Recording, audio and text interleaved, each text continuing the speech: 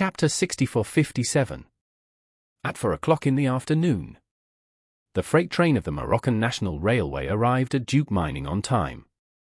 The cavalry guards of the 3rd Battalion guided the train into the platform according to the previous process. After the train unhooked the empty wagons, they helped the locomotive turn around and slowly drove the prepared phosphate out of the platform. Luster, with the cavalry guards in charge of transportation, stood on the platform, watching the train slowly accelerate and gradually leave. Deep in his heart, he was so excited that he almost cheered. After the train left, everyone's remaining task was to prepare for evacuation. They had dreamed of getting rid of the control of the warrior's den for generations and hundreds of years. And now there were only a few hours left to achieve this goal. After the train left, the engineering machinery in the mining area continued to operate. After it was completely dark, these engineering machinery were driven by the cavalry guards of the 1st Battalion to the open space under the office building. One after another, heavy machinery continued to gather, all tightly together, and the scene was spectacular. At the same time, the cavalry guards of the 3rd Battalion began to connect the oil pipeline. Since Duke Mining has a large number of construction machinery and vehicles that need to be refueled, the fuel reserves here are very high, mainly diesel, which accounts for 60% to 70% of all fuel reserves, and the rest is all gasoline. Since diesel is not easy to ignite at normal temperature and pressure, the cavalry guards poured all the diesel into large closed containers in the mine and processing plant, and then ignited it in large quantities. Luster said to Charlie, "Mr. Wade, the high temperature and high pressure generated when gasoline burns will increase the temperature and pressure of these sealed and semi-sealed diesels. An ignition is naturally no problem." Charlie nodded and asked him, "These fuels are enough to turn the entire mine into ashes, right?" Luster said excitedly, "Enough. Such a huge amount of oil burning in the underground mine will inevitably burn all the combustible materials in the mine. And all the steel structures in the mine will also be greatly affected. At that time, the steel support and anchoring structures will lose strength under high temperature, and then cause the collapse of the entire mine structure. Just like the principle of skyscrapers collapsing due to high temperature during 9/11 in the United States. Most of the construction here was done by the supervisor, so I am very confident about it." Luster said, "In addition, the refinery's plant buildings are mostly steel structures. High temperatures will cause the performance of the load-bearing components to decline rapidly.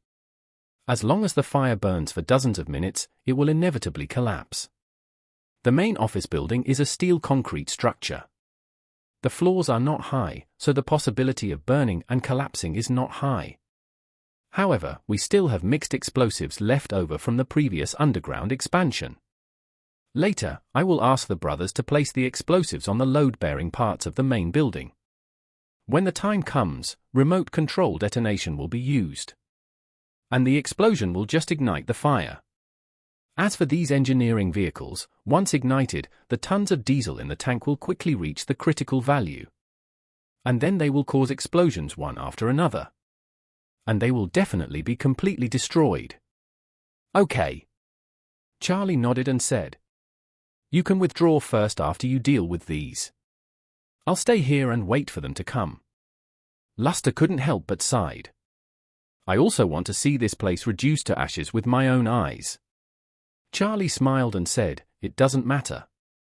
You can evacuate to a commanding height 3 or 5 kilometers away in advance and enjoy tonight's fireworks show from a distance."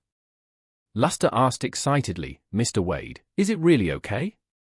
Charlie nodded and said, "We will catch them off guard tonight. But if you get too close, you will inevitably leave clues when you evacuate. I will stay here alone. Here, we can ensure that they will not find any valuable clues. You will be several kilometers away, and it will be difficult for them to find you for a while. So you can evacuate calmly at that time."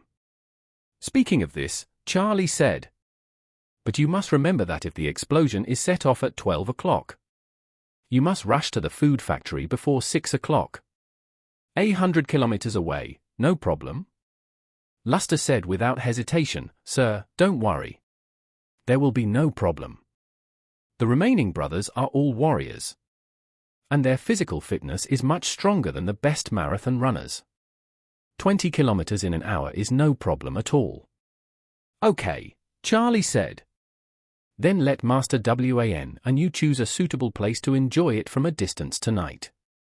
After that, he looked at Ria and said, Miss Song, although your cultivation is temporarily sealed, you should have no problem dealing with this intensity of rapid march, right? Ria nodded and said, Mr. Wade, don't worry, I won't fall behind. Charlie said to Joseph, Joseph, you will lead the team tonight.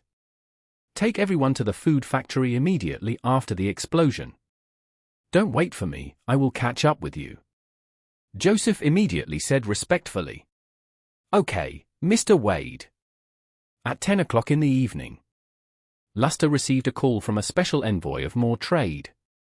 On the phone, he told Luster that the More Trade convoy had set off from Casablanca and was expected to arrive at Duke Mining on time.